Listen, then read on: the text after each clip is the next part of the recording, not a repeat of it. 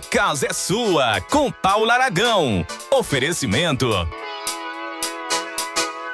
Refrigerantes Valga, o mais puro e delicioso do Nordeste. E Punet Telecom, internet fibra ótica de qualidade é só aqui. Clínica da doutora Sângela Mello. Atendemos bem para atender sempre você.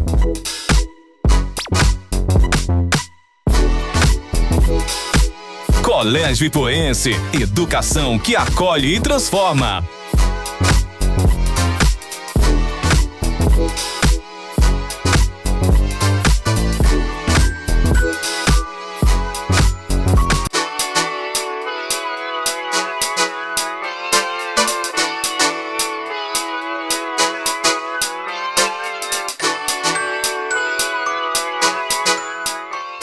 Boa noite, pessoal. A nossa casa já está de portas abertas para você. Gente, deixa eu fazer umas perguntas aqui. Qual é a sua idade? Com quantos anos você teria, até que idade você teria coragem de se lançar em outro ramo de atuação? Ou até que idade você seria capaz de fazer uma nova faculdade para agregar a faculdade que você já é consolidado, que você já tem respaldo profissional sobre isso? Eu vejo muitas vezes pessoas perguntando assim: eu tenho 30 e poucos anos, será que eu deveria começar uma faculdade de psicologia, de nutrição agora? E tem uma resposta disso, que se você não estiver pensando em morrer daqui a um ano, sempre tempo é tempo. Na época que eu cursei a faculdade de terapia ocupacional na Unifor, tinha uma senhora de 70 e poucos anos que estava cursando a faculdade de odontologia, que era o seu grande sonho. Então, assim, hoje nós vamos trazer também uma pessoa que não está fazendo mudança de carreira, mas que não teve medo de adentrar, mesmo com a carreira consolidada, adentrar uma nova faculdade e está super envolvido, super empolgado, e trouxe aqui para a gente exatamente essa força de vontade de sempre continuar, de sempre estudar. Mas olha, nós vamos falar muito disso aqui no nosso sofá. Vai ser um episódio muito bom, mas é só daqui a pouquinho. Porque agora, você já sabe, vamos falar de olho no olho. E vem polêmica por aí.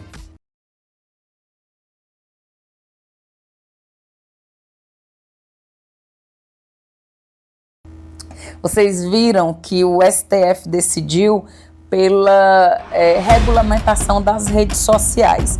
Mas a questão, gente, que foi definida pelo Supremo Tribunal Federal, né, coisas que deveriam ter sido decididas pelo Congresso Nacional.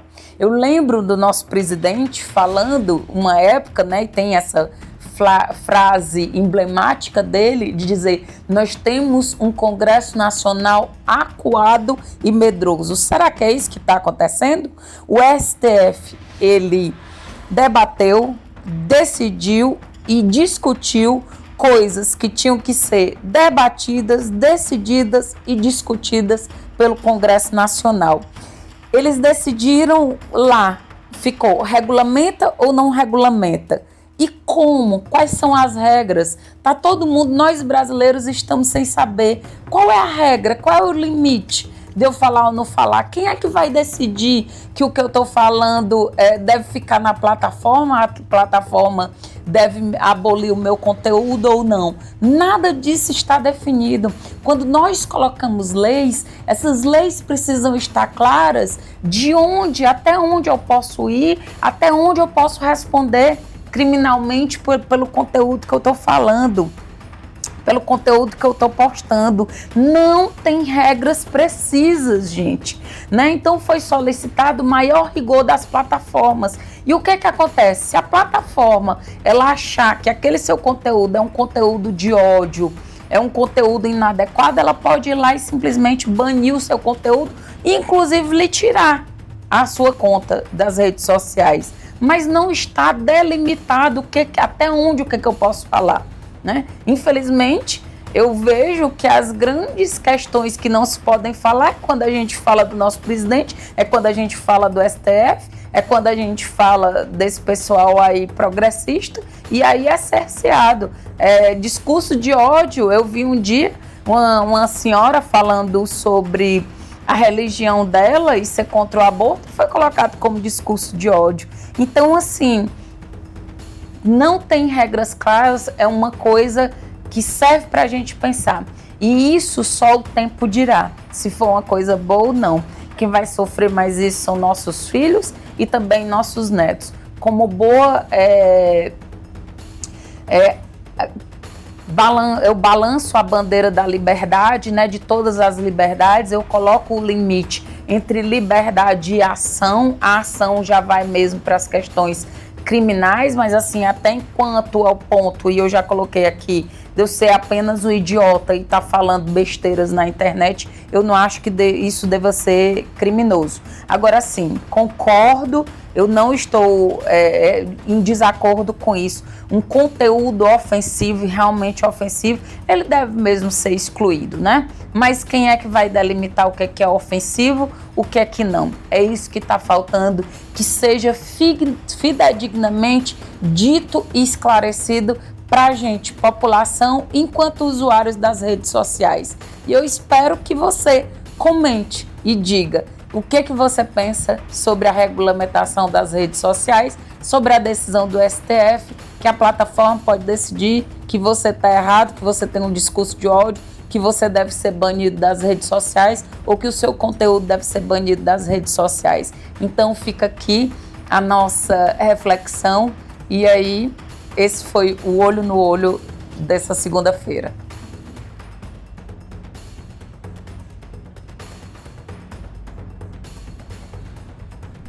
Olá pessoal, boa noite, sejam muito bem-vindos aqui na Casa é Sua com Paula Aragão. Vou aqui ter um diálogo, né? Vou ter uma conversa muito interessante com uma pessoa que eu quero muito bem, admiro bastante e que é uma pessoa que está na minha vida há muito tempo. Ele foi meu professor enquanto eu cursava o ensino médio no Patronato Souza Carvalho. Eu sempre tive grande admiração, ele é uma pessoa muito bem conhecida e conceituada aqui no nosso município de Ipu e fora dele também, e depois nos encontramos, ele indo para o meu ambiente de trabalho, eu já também profissionalmente consolidada, e olha que grande respeito, né? Ele indo lá como estudante, sendo que ele tinha sido meu professor, e é sobre isso que nós vamos conversar, a pessoa não parar nunca de procurar agregar na sua profissão, porque ele é uma pessoa que tem uma credibilidade profissional aqui dentro do Ipu e fora, né, nas regiões circunvizinhas, assim, inenarrável. Matias, meu querido amigo da minha família, né, a família é amigo do meu pai, então assim, eu tenho um carinho enorme. Matias, que bom você ter aceitado o nosso convite para vir aqui na TVV, no meu programa, A Casa é Sua. Sinta-se à vontade, a casa é sua, você já experimentou o café. Mas diga para mim, Matias, tudo bem? Tudo bem, Paula. E primeiro, eu gostaria de te agradecer por esse convite, né? Que para mim, isto é muito significativo, né? Esse bate-papo, né? Não vou dizer que é uma roda de conversa, porque isso, só somos dois, né? Isso. É um bate-papo mesmo, né? E isso para mim é muito importante, né? Conforme você falou, lá de quando você era estudante, eu fui seu professor, e uma das coisas que mais me honra, que mais tem significado existencial mesmo para mim, significado de vida, sentido de vida, é hoje estar compartilhando com você esse bate-papo, pelo fato de você ter sido minha aluna, né, quando eu era professor de matemática no Patronato Souza Carvalho. E um excelente professor, né? Aprendi muito, né? Antes de nós começarmos o programa, eu estava pedindo aqui exatamente algumas dicas, perguntando algumas coisas sobre o Matias, que ele tem um grande conhecimento nessa parte de economia, né? Até perguntei se ele dava consultoria, porque se você desse consultoria em economia, né, não só doméstica, mas puder administrar melhor, né, o meu dinheiro, né, junto com as coisas, pode ter certeza que eu iria contratá-lo para receber essa consultoria. Mas, Matias, você veio aqui exatamente para ser mais do que um exemplo para outras pessoas, porque assim, tem muita gente que às vezes tem medo, diz assim, eu tenho 26, tenho 27 anos, tenho 32 anos, será que é difícil buscar alguma coisa nova agora? E aí, Matias, não que você teve uma mudança, mas você é muito conceituado, a sua carreira enquanto contador aqui, você tem um escritório de contabilidade, não é isso? Sim, é isso mesmo, com muitos clientes, né, clientes que são clientes grandes, se eu posso dizer assim, né, de empresas lá na sua empresa, mas mesmo assim você ainda decidiu há quantos anos? 4 anos. 4 anos e meio. 4 anos e meio, agregar a parte da psicologia à contabilidade. Como é que foi isso, Matias? Ô, Paula, a história é bem interessante, né? Sim. Conforme você ressaltou, eu não sou mais tão jovem, né? Não que eu quis dizer isso, mas assim... Não, mas eu faço questão de dizer isso. faço questão de dizer, Sim. né? Eu não tenho preconceito de idade e me sinto muito realizado com a minha idade, né? Sim.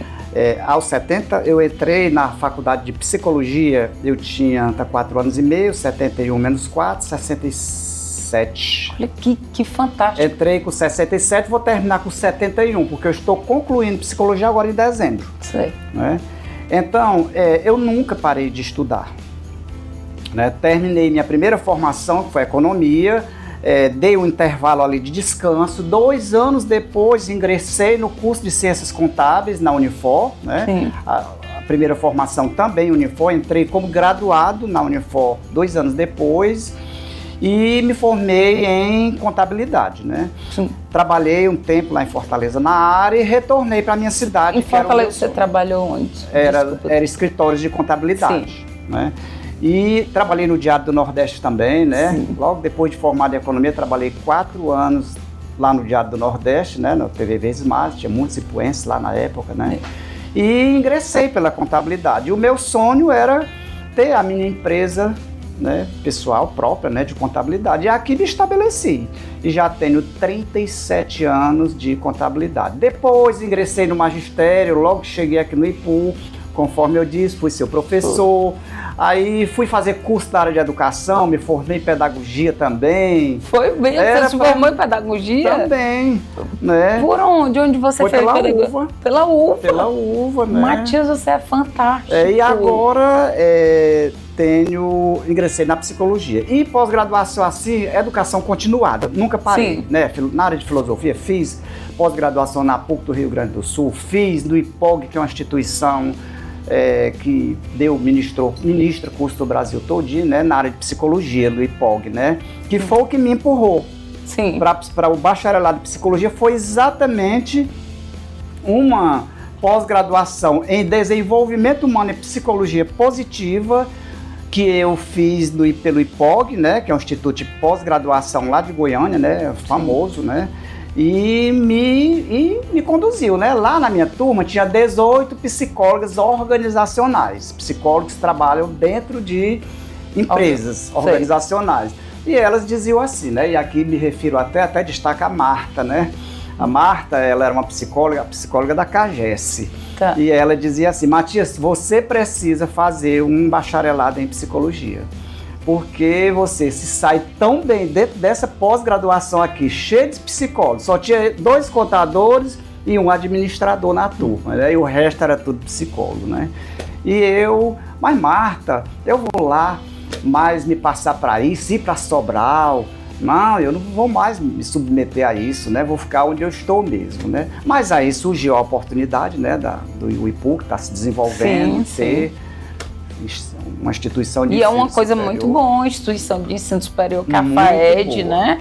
Ali da Joyce com a Socorrinha, é excelente. Maravilhoso. E aqui eu aproveito, não estou fazendo marketing para a instituição. O que é bom precisa ser divulgado. Eu estou com 1 ano na clínica, eu e mais um grupo de estagiários. E, Paula, lhe digo, Isso foi um presente que o IPU ganhou. Nós estamos fazendo intervenções sociais na cidade, quebrando preconceitos na área de psicologia e na área de psiquiatria, porque existem muitos preconceitos, isso é histórico, e nós estamos quebrando preconceitos e fazendo um trabalho dos mais belos aqui no IPU.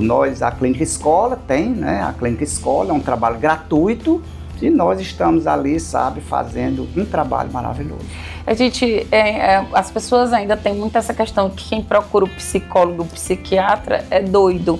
E um dos primeiros programas que eu tive aqui foi exatamente com a psiquiatra de São Paulo, e ela estava explicando a coisa mais racional que se pode fazer pela sua vida é buscar um psicólogo e um psiquiatra. Os loucos, às vezes, aquelas pessoas que já estão fora da realidade, dificilmente eles vão buscar por conta própria. Às vezes é um familiar, é porque entraram em crise e chegaram até, né, a atenção terciária, secundária, terciária, como o hospital. Mas a coisa mais racional que se pode fazer e mais de cuidado de si é em busca dessa questão que nós vemos hoje no mundo, né, Matias, que os nossos problemas, eles não estão só mais dentro da nossa casa, na nossa família. A gente está vendo problemas, por exemplo, como o caso da menina lá da Indonésia. Isso nos afeta.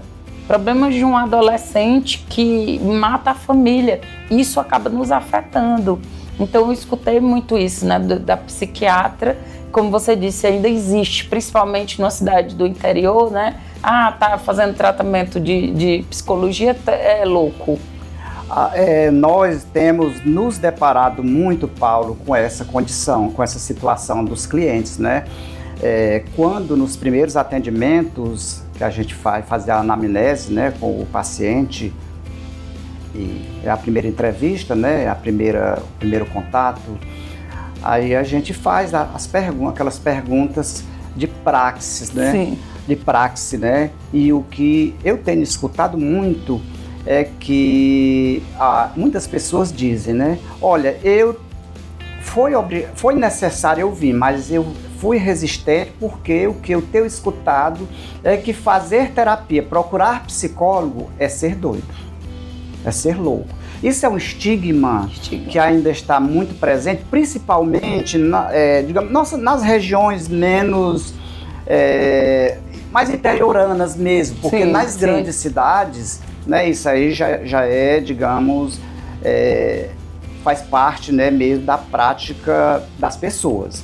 Mas nas regiões mais afastadas dos grandes centros isso é muito comum. E aqui, isso é um estigma que já vem do passado, né? E eu me refiro aqui até à própria Bíblia, né? Sim. A própria Bíblia, né, tem lá aquelas passagens, né, das pessoas loucas, aqueles estigmas, né, aquelas histórias bíblicas que existem, né? Então isso faz parte de um passado muito remoto. Isso tá, digamos assim, tá no inconsciente coletivo da cultura da civilização ocidental, né? Que a vida toda, a nossa cultura, né, na construção da nossa cultura, bebeu desse estigma da doença mental, do aleijado, da pessoa com deficiência, né? Isso é muito comum. Ontem eu estava lendo, era o Seminário 1 do Freud. Sim. Seminário do Freud, quando a psicanálise, né, você entende muito disso porque você é psicanalista, né?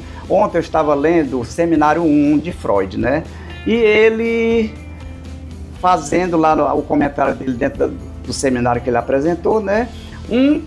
Fazendo um paralelo entre a medicina e a psicanálise, psiquiatria, psicologia, que se né, juntou tudo, virou psicanálise, né? Depois ele criou a psicanálise. E ele dizendo, né? Freud diz lá no Seminário 1, né? A psicanálise estava nascendo, né? A medicina, o médico, né, trabalha com o que vê, com o corpo, com o que toca, com o que vê, né? A psicanálise, ela trabalha com o que não vê.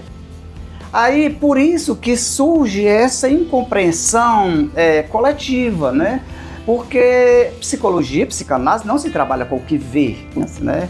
É através da palavra, o intercâmbio entre palavras terapeuta e cliente, né? Esse intercâmbio que vai dizer alguma coisa. Sim. Né? Vai dizer alguma coisa do que está, digamos, guardado lá, quem é da psicanálise, né, no inconsciente, né, ou nas outras abordagens mesmo, outras informações que dizem algo da subjetividade do sofrimento do indivíduo. Né? Exatamente, essa subjetividade a gente não pode tocar, a gente não pode mensurar. Não existe, né, quando a gente coloca na área da saúde, não existe marcadores biológicos para o sofrimento psíquico. Um exemplo, você vai fazer um exame de glicemia para ver se você tem diabetes. Então tem um parâmetro, até 126, tá ok? Se passar disso, você é diabético. Não existe um exame que diga, daqui você, se der tanto, você é ansioso, se der tanto, não tem. É através de sintomas descritos pelo cliente ou pela família do cliente que a gente vai ali pegar o nosso manual, né, que a gente usa, sim, o DSM, né, 5, né, hoje em dia já está o revisado, sim, e colocar ali dentro daquela, se sim, né, então se adequa a um transtorno, transtornos ansiosos, né, transtorno de humor ou até um transtorno de personalidade. E isso também começou a gerar, dentro da área da saúde, exatamente o preconceito entre psicólogos e psiquiatras, porque não existiam parâmetros palpáveis para dizer se alguém tem um adoecimento psíquico ou não. Não é, Matias? Verdade, Paula. Existe essa incongruência de entendimentos, né?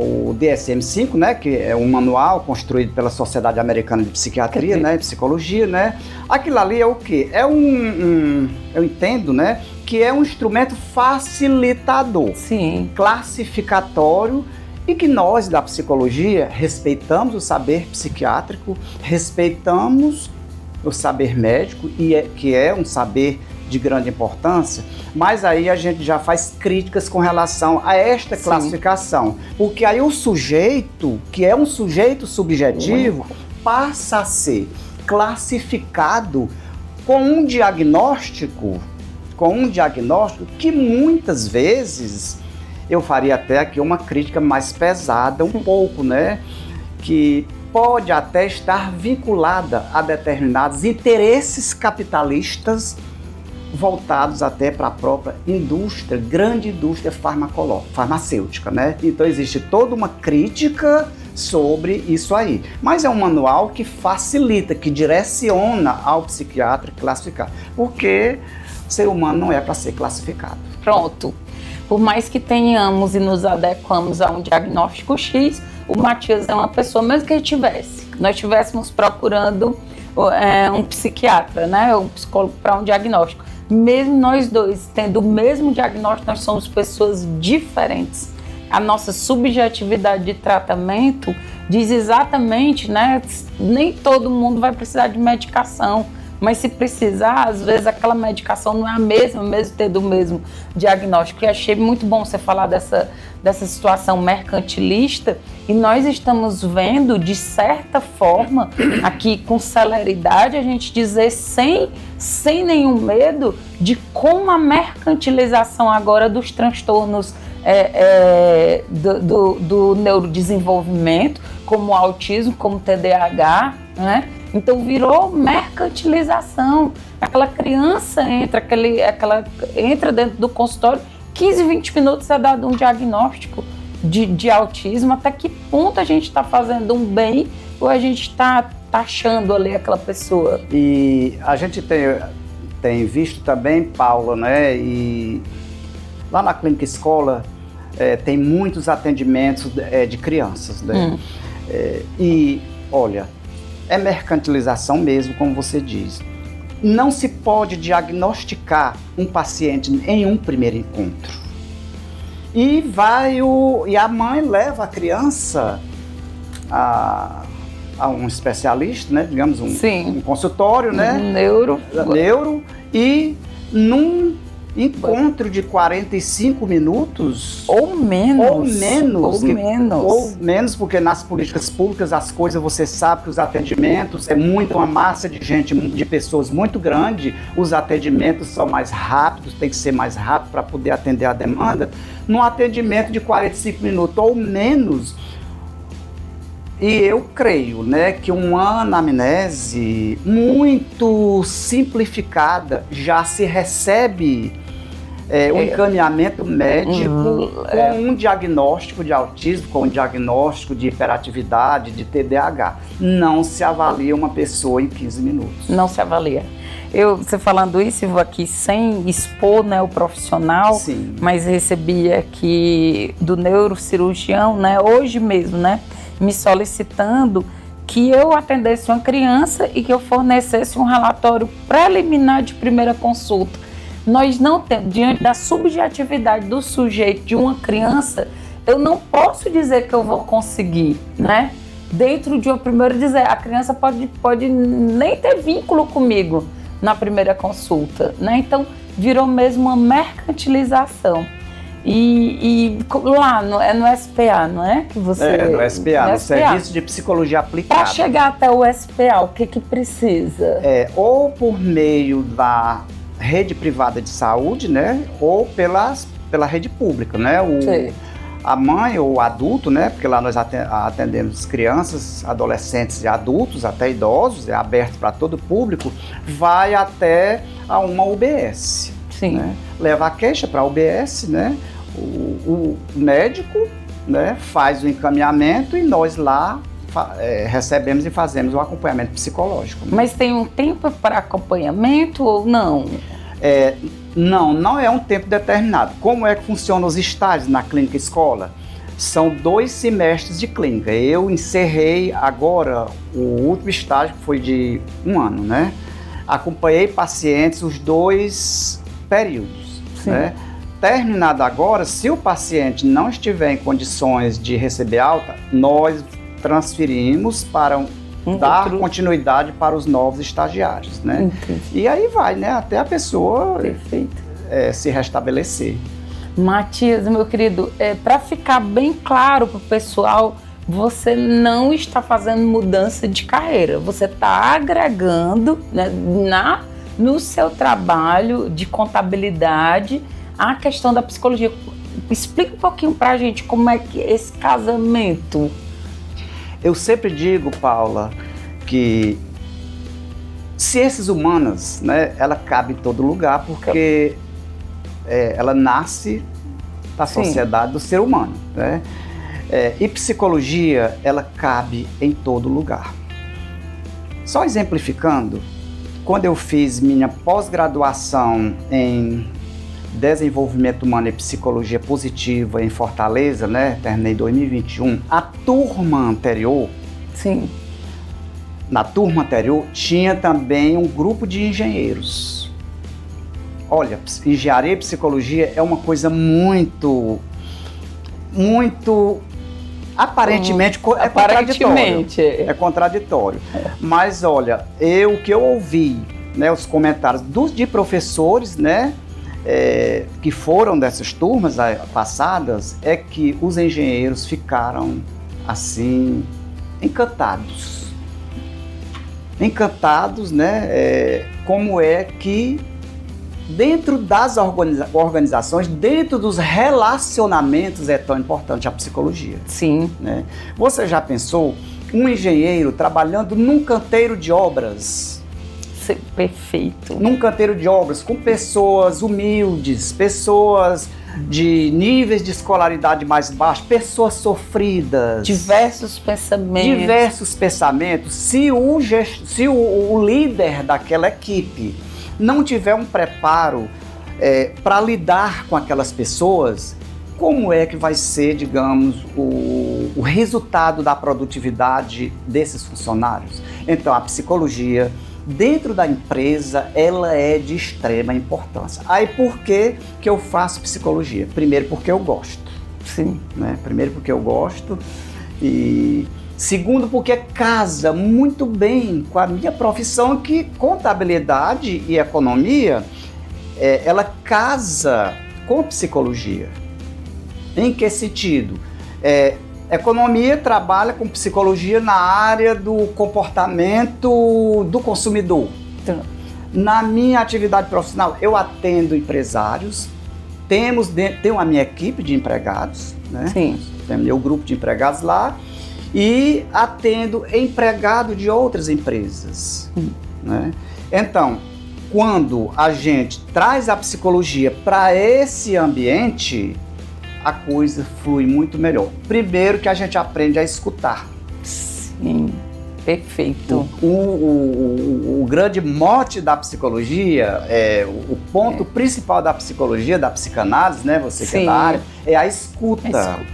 Quantos empresários, nós somos de qualquer área, né, no caso da contabilidade, a gente recebe às vezes empresários, né, angustiados. Sim. Pelas dificuldades da atividade profissional deles. E a gente escuta, às vezes dá até uma orientação. Já encaminhei clientes meus, né, para tratamentos psicoterapêuticos. Já encaminhei, né? Alguns clientes para tratamento psicoterapêutico. Antes de eu fazer psicologia mesmo, né? Eu já tinha vivência na área também, né? E encaminhei.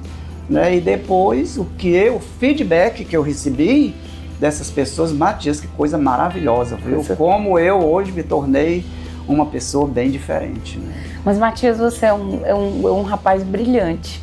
Você está aqui falando e eu estou pensando, meu Deus, como os filhos do Matias devem ter orgulho dele. Porque você é um cara brilhante, você traz aí essa sua área, você traz a sua fala com tanta ética e caráter que deixa a gente assim maravilhado, né? Gente, existe um ser humano como Matias, aqui é nosso, é ipuense, né? É conterrâneo, é amigo, foi meu professor. Ô Paulo, é assim, eu não gosto muito de mídia, né? Eu venho pra cá... Você é um rapaz discreto. Eu não gosto de mídia, né? Eu gosto de ser aquela pessoa bem descontraída, né? Agora eu gosto de participo de muitas coisas, né? Dou minha contribuição social, né? Isso é muito interessante, né? Mas é assim, eu estava lendo, né, ontem, né? Eu peguei lá na biblioteca dos meus meninos, lá em Fortaleza, né? Sim. Eles até dizem assim, né? Papai, você é o culpado por nós gostarmos tanto de estudar. Que bom. Eu ouvi isso deles, né? Eles terminam a faculdade e já estão ingressando noutra. É desse jeito, sabe? E eu ouvi outro dia um dizendo, né? Um deles que terminou engenharia já ingressou e entrou de novo na UFC. Né? Aí, papai, você é o culpado disso aí, sabe? De ter viciado nós em estudo, né?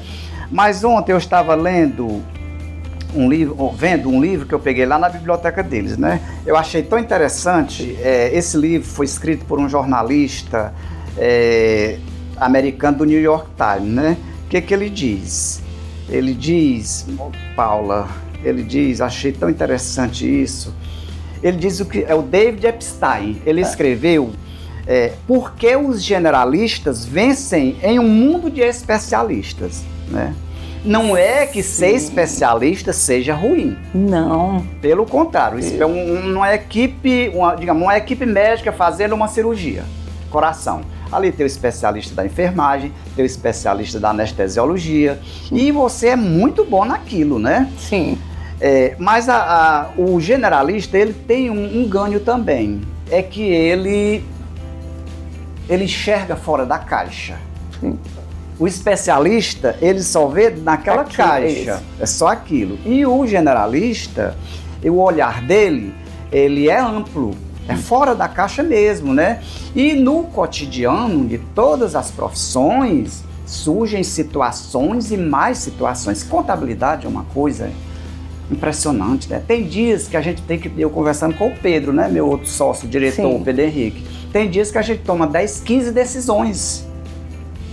Se você tá, digamos, limitado ali dentro de uma caixa, tá entendendo? Você Dificulta muito. Então, ser generalista é muito bom. E eu sou esse espírito generalista, né? Por isso que eu passeio pelas diversas áreas. Isso me faz mulher, 37 anos de contabilidade, uma série de cois salteado, um mundo de coisa aí, é muito dinâmico, né? Então, é isso, Paula, né? Matias, e dentro, porque a gente já conversou algumas vezes sobre isso, dentro da faculdade agora de psicologia, qual foi a hora que você, não que vou dizer que aí é exagero, né, se apaixonar, mas qual foi o momento que você gostou, que se identificou mais com a psicanálise, né? Da última vez que conversamos pessoalmente, você trouxe hoje Freud, né? Ainda estuda Freud, lê muito Freud. Qual foi essa hora que você se identificou com a psicanálise? Porque dentro da psicologia existe as escolas, né? As escolas, as abordagens, né? As abordagens. Não que né? De vez em quando profissionais querem brigar uma com a outra, mas todo mundo tem o seu campo, né? Todo mundo, eu acho, na terapia ocupacional a gente só conseguiu ganhar tanto respeito quando a gente passou a nos respeitar. A área de cada um, quem é da infância, quem é da questão da área da saúde mental, então aí a gente ganhou, a gente começou a ser respeitado. Mas você, que horas que você viu ali dentro da psicanálise, né? Não sei se vai mais para Freud ou para Lacan. Paula, é o seguinte, quando chegou no semestre passado, há 2 semestres atrás, o Jackson, que era o coordenador da psicologia lá na FAED, né? Eu fui tomar decisão qual abordagem eu seguiria no último dia mesmo, que ele chegou na sala de aula, é aqui e agora. Ou decide, ou então, porque tem aquela questão da contratação dos professores, né? Sim. O pessoal vem todo de fora, aquela coisa. Aí eu estava entre a psicanálise e o humanismo. Sim. Né? Eu sou apaixonado por psicanálise. Não é a abordagem que eu escolhi. Sim. Né? Eu segui pela abordagem humanista, né? Meus estágios clínicos, né? É a Gestalt terapia. Sim. Né? A psicanálise, eu sou apaixonado pela psicanálise, né? Primeiro, ela é a mãe. Foi quem primeiro colocou um paciente e escutou foi Freud. Foi Freud. A psicanálise é a mãe da psicologia. Né? Freud foi um pioneiro nisso aí, né? Foi o criador, o fundador, né? da psicanálise, podemos dizer isso, né? Então, o que me levou a seguir, né, a essa escolha é o fato de gostar mesmo, né? Quando eu entrei na psicologia, eu já tinha experiências de análise. Sim. De análise, que é uma coisa que eu aconselho todo mundo passar por esse processo. Aconselho. Né? Aconselho, retornando ao nosso papo anterior, quem faz análise não é porque é doido. Não, pelo contrário. Pelo contrário, né? Quem faz análise vai se autoconhecer porque nós não somos, Paula, aquilo que realmente nós somos uma construção do grande outro. Uma construção do mundo. E o mundo pega, digamos, os sujeitos e modula de acordo com seus desejos, seus interesses. Então, a cultura vai, digamos, incrustando na subjetividade humana coisas que quando você observa, isso não é meu. Isso não faz parte. Eu estou falando a língua do outro, que o outro falou para mim. Então, a partir do momento que você entende essa construção da nossa subjetividade, aí você vai realmente um processo analítico é muito importante. Sim. Era com um processo analítico, eu sempre digo, né, isso a gente usa muito na minha abordagem, né, que é a Gestalt terapia, né, a gente trabalha muito com frente e fundo, né, que eu não vou entrar aqui em conceitos teóricos, porque é uma entrevista, né. Era como que abrisse janelas e você vissem as paisagens diversas. O processo analítico assim funciona, né? Era como que você abrisse janelas para o mundo e fizesse uma leitura do mundo com mais criticidade. É essa a importância de um processo analítico, de um processo terapêutico, né? E às vezes o paciente, às vezes a pessoa que busca, ele nem entende porque é que muitas vezes ali aquela pessoa está mais calada, né? Que acha que vai entrar no consultório e você vai fornecer todas as respostas. Sim, e não verdade. não é. O problema do Brasil, né? Dos países assim como o Brasil, porque terapia, análise é muito caro. E a população, ela não tem, digamos, condições econômicas, a grande massa da população não tem informação, começa pela pouca informação e depois também pela questão da condição financeira, porque mesmo depois que a psicologia se popularizou, né, depois que a psicologia foi para as políticas públicas, foi para o campo, ela saiu um pouco dos consultórios de elites. Sim. Ela hoje está no campo, ela está na comunidade, né? Mas mesmo assim, ainda é muito elitizado o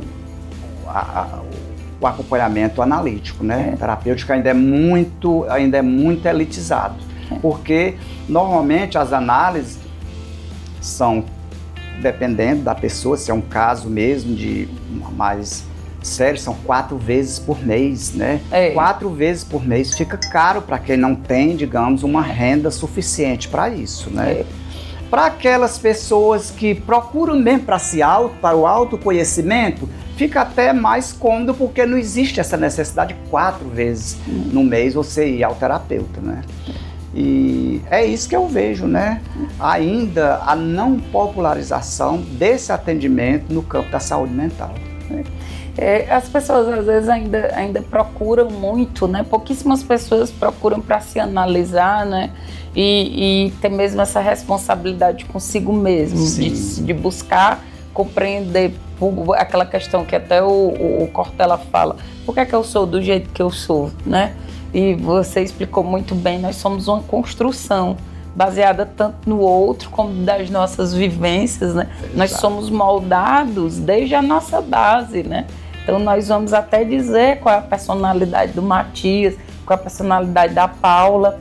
E assim, realmente ainda é um valor que nem todo mundo tem acesso para ter aquela consulta semanal, né? Mas para quem pode, né, muito bom, porque para quem tem, e as pessoas que podem às vezes negligenciam muito mais. Eu estava vendo um dia, era exatamente uma pergunta dizendo por que as pessoas como grandes nomes como Justin Bieber, Britney Spears, eles só procuraram depois que já estavam completamente dominados por um sofrimento psíquico severo, mesmo eles tendo condições. Quando a gente coloca jogadores de futebol, como a gente teve naquela Copa do 7-1, ao invés de serem resolutivos, eles só choravam. Então são pessoas que têm condições. Para essas pessoas, né, fazer terapia é caro, não fazer terapia é mais caro ainda. Porque nós servimos até de discussão mundial naquela Copa, né, do 7-1 contra a Alemanha, que a Alemanha parou de fazer gol porque não estava entendendo aquele chororô, ao invés de ir atrás da bola e vamos tentar resolver, a gente chora depois, era o capitão chorava para um lado, não sei quem chorava para outro, então aquela pouca resolutividade de conhecimento de quem eu sou. Quem é que eu sou na hora que eu estou perdendo? Quem é que eu sou na hora da pressão? E você tocou aí num assunto muito interessante, né, que nós até discutimos isso em sala de aula, né, que a seleção brasileira não contratou psicólogo. Se eu não estou equivocado, foi isso. A seleção brasileira não contratou psicólogo, não tinha um psicólogo especialista na área do futebol, porque tem a especialidade da psicologia só na área do futebol. A seleção brasileira, né, não tinha um acompanhamento por um profissional de psicologia. Parece que tinha esporadicamente. Para quando o jogador ele estivesse se sentindo mal. O cara que estava se sentindo mal, estava lá preocupado. Aí foi aquele desastre emocional. Absurdo. Ali foi um descontrole emocional, assim, bem no rosto da gente. Mas é como você disse, já é uma situação mais elitizada. A população também está sofrendo, né? Depois acontecem várias coisas, então nós estamos em sofrimento. Se a gente puder fazer, tem aquele negócio de dizer assim, todo mundo precisa de terapia, Nem todo mundo precisa, mas se puder fazer, faça, né? Faça. Se analise, se entenda, se compreenda. E tem até, quero lhe escutar, mas tem até uma coisa que eu gosto muito que diz assim, a pessoa perguntando, dizer, fazer análise é bom? Aí outra pessoa diz, não é péssimo, que a gente tem que se responsabilizar. A gente começa a entender que quem é responsável pela nossa vida somos nós mesmos. Isso é muito ruim, porque o bom é tá colocando a culpa no outro. E gera sofrimento, né? Gera sofrimento. Todo processo analítico, ele gera... Eu estou falando analítico aqui, é um termo muito psicanálise, né? É muito psicanálise esse termo analítico, né? E gera sofrimento. Gera. Mas tem uma coisa muito importante que eu acho digamos, na questão terapêutica, Paula. E você sabe que a psiquiatria, a psicologia, ela é muito censurada nas ditaduras. Sim.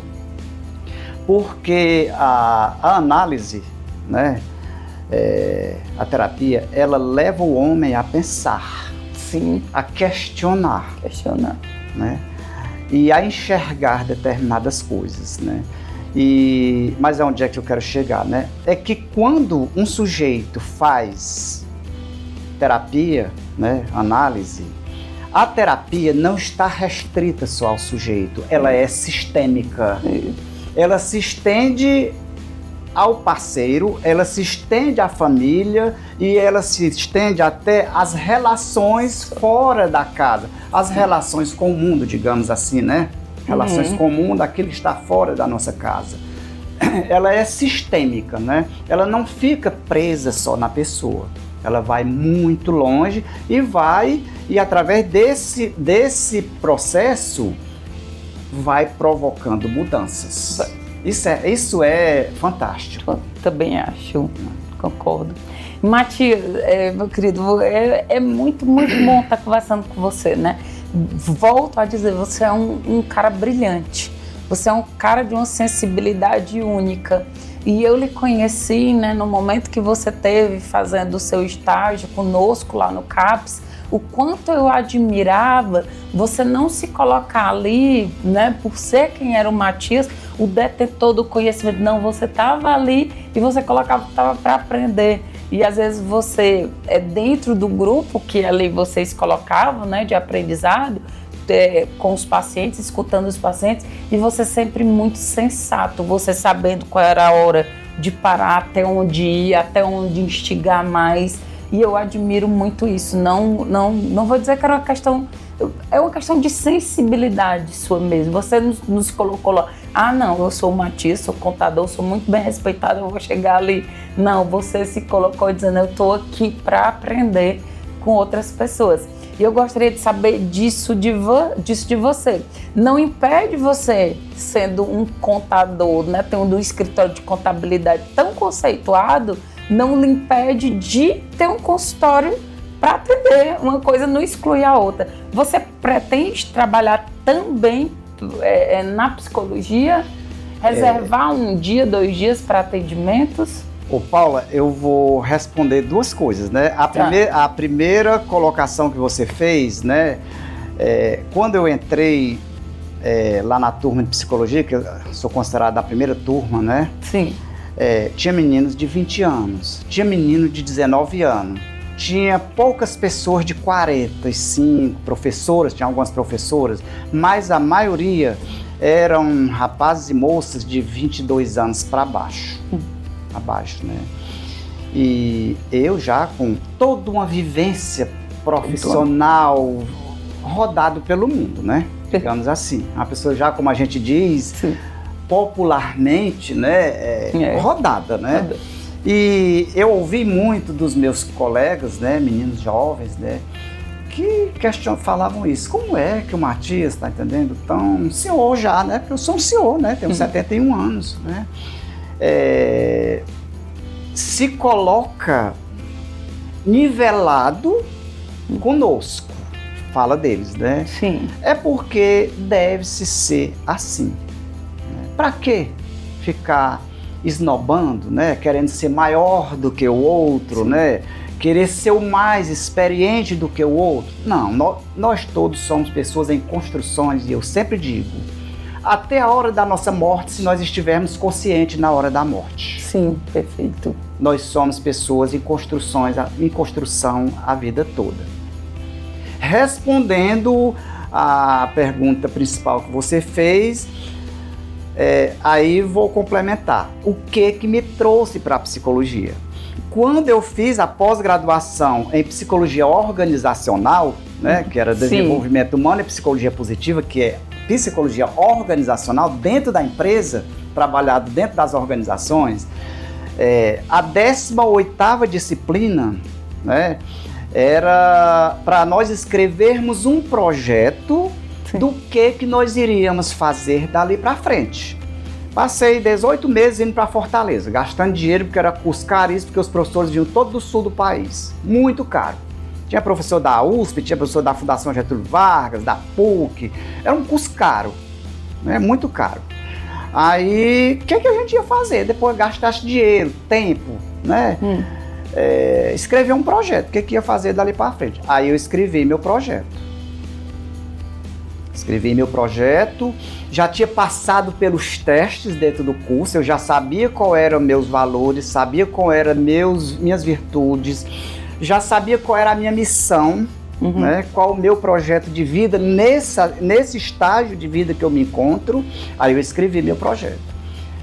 Fazer um curso de psicologia. Sem interesse financeiro. Porque eu tenho uma profissão que eu vou lhe dizer, ela é uma boa profissão. Sim. É uma profissão que se arranja trabalho em qualquer lugar que se estiver.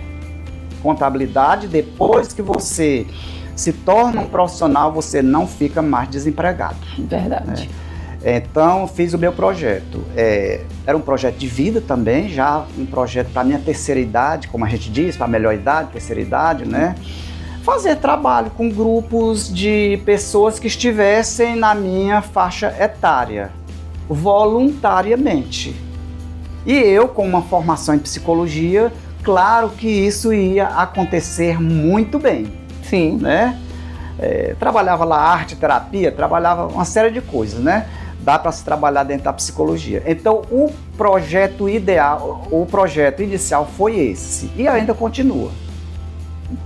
Eu pretendo clinicar, né, porque eu sou apaixonado pela clínica, né, mas sem vislumbrar interesses financeiros. Claro que a gente tem que cobrar um pouquinho mais assim, porque a própria psicanálise, né, a nossa professora de psicanálise explicou isso, né? Nunca faça um trabalho gratuito, porque se você fizer, quem está do outro lado não vai assumir a responsabilidade com a terapia. Não vai assumir. E já é terapêutico quando você cobra um valor, nem que seja simbólico. Isso. Né? Isso já impõe responsabilidade. E tem até aquela questão, às vezes quando a gente está fazendo um trabalho voluntário, e por isso a gente tem pessoas que não entendem, acham que a gente está fazendo isso porque não tem tanta credibilidade para estar ali naquele trabalho. Então, eu vejo muito pessoas que colocam valores, né, populares muito baratos e que não são valorizados. Isso é verdade. E isso bate exatamente com a nossa cultura. A cultura é mercantilista. Né? Que o dinheiro é o que dá valor. É o que dá valor ao profissional, né? Então, finalizando aqui a resposta da sua pergunta, eu pretendo clinicar pouquíssimo, isso é uma coisa que me dá muito prazer e faz sentido. Eu ia perguntar isso, porque lhe dá satisfação. É sentido. Olha, eu fechei agora, Paula, eu atendi nesse semestre 9 pessoas. A gente sempre faz o fechamento, né? A gente nunca corta o atendimento de uma vez. A gente prepara a pessoa, você sabe disso, você é psicanalista, né? E a coisa que mais fez sentido para a minha vida foi quando eu pedi os feedbacks das pessoas que eu atendi, e eles disseram: Matias, foi bom demais. Não vou reproduzir as palavras, sabe? foi bom demais, sabe? Mas eu não tenho a menor dúvida, eu tenho absoluta certeza. Eu achava que não daria para trabalhar com adolescentes. Não trabalhei com criança porque não dá para mim, sabe? Não Sim. é a minha... A gente tem que reconhecer os nossos limites. E não sermos injustos com quem a gente atende. Com né? o que a gente atende. Pronto. Aí, adolescentes, eu achava que era difícil para mim, porque eu, com a idade que eu já tenho, não ia entender a linguagem do adolescente. Um mundo de adolescentes, de problemas de gênero, muitos problemas de gênero, né? Muitos preconceitos. De identidade, muita coisa. A falta, de certa forma, na geração, a falta de limites deixa a pessoa desorientada. Você precisa ter regras e limites claros. Aí eu me submeti, o professor Matias entra, vai dar certo. E eu entrei. Né? O nosso supervisor é uma figura fantástica, né? É o professor José. Né? Fantástico, ali um psicólogo que nasceu bem para aquilo que ele faz. E eu entrei com adolescentes, atendi senhor de 75 anos, atendi senhoras, e jovens, adultos jovens e com adolescentes. Foi assim um sucesso. E eu, no primeiro contato, a gente pergunta, né? Na primeira sessão, na anamnese mesmo, ou então quando a gente já recebe a anamnese feita de outros e a gente vai fazer o primeiro atendimento, Sim. A gente pergunta, você quer continuar comigo o processo terapêutico? Porque se você não quiser, eu posso lhe encaminhar para outra pessoa. Jovem. Sim. Não. Eu até estava resistente, porque você, com essa idade, eu achava que você não ia entender, não ia me entender.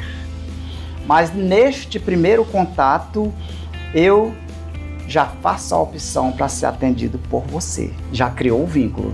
Sim. Já criou o vínculo. E isso é muito compreensível, Paula. Por que que isso é muito compreensível?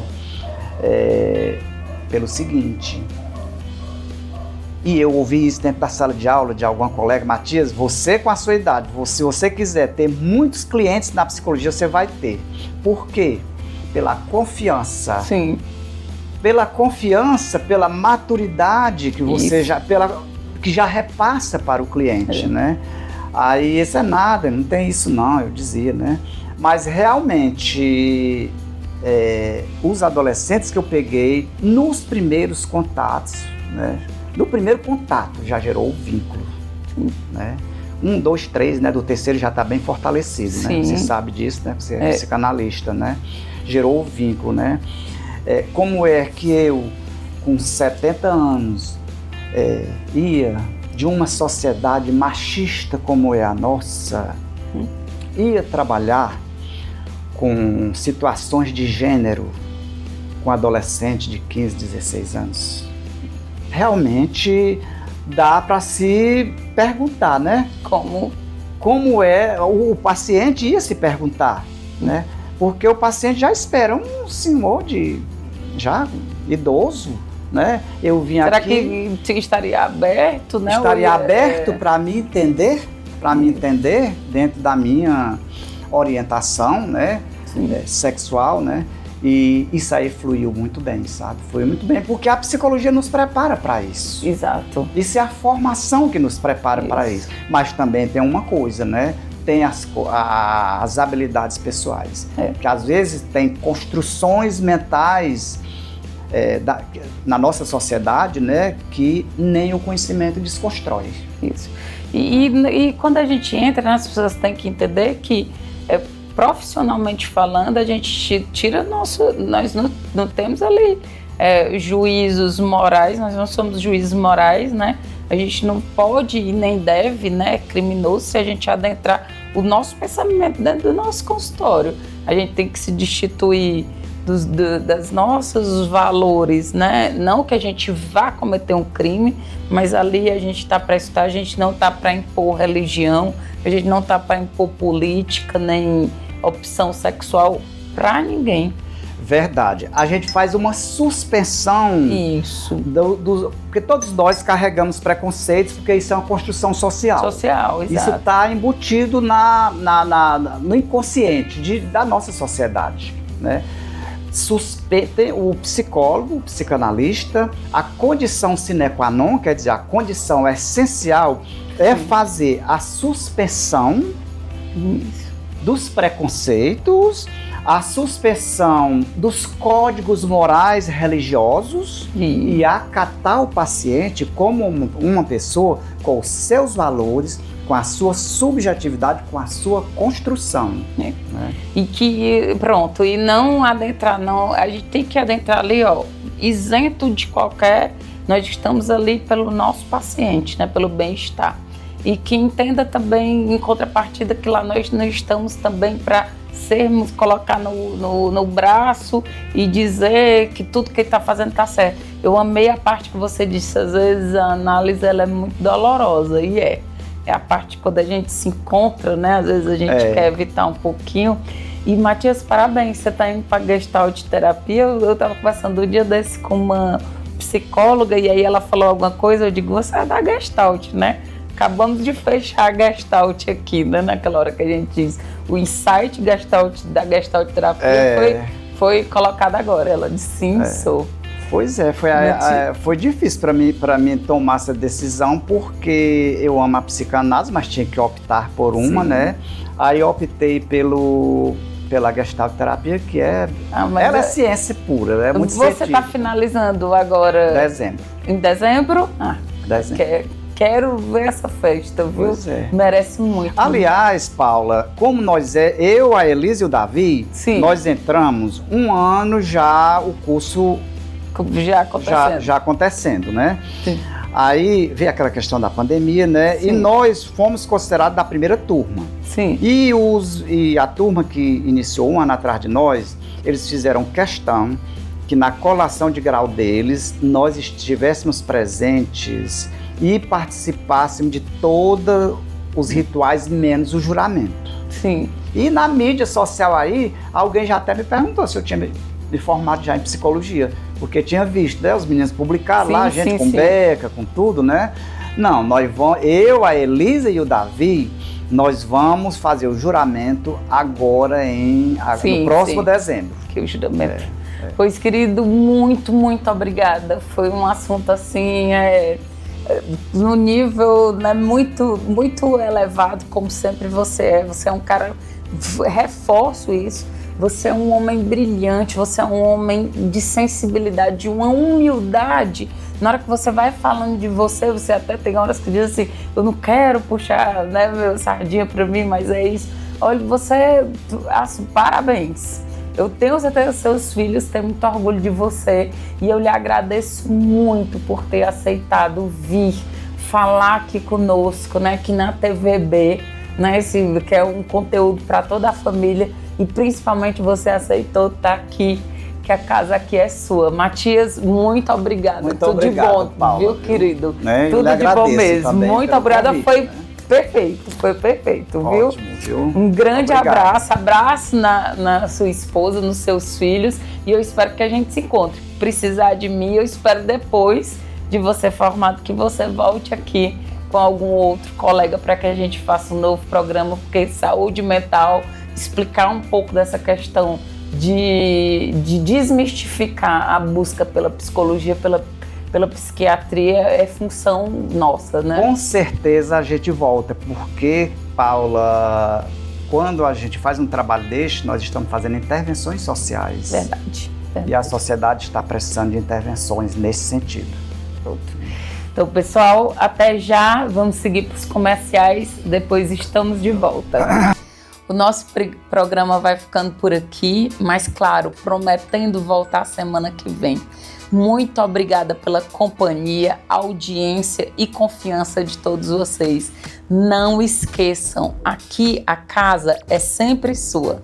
TVB, conteúdo para toda a família, é só aqui.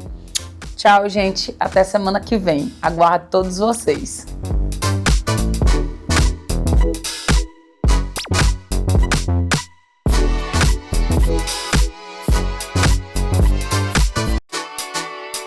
casa é sua, com Paula Aragão. Oferecimento. Refrigerantes Volga, o mais puro e delicioso do Nordeste. E Punet Telecom, internet fibra ótica de qualidade é só aqui. Clínica da doutora Sângela Mello. Atendemos bem para atender sempre você.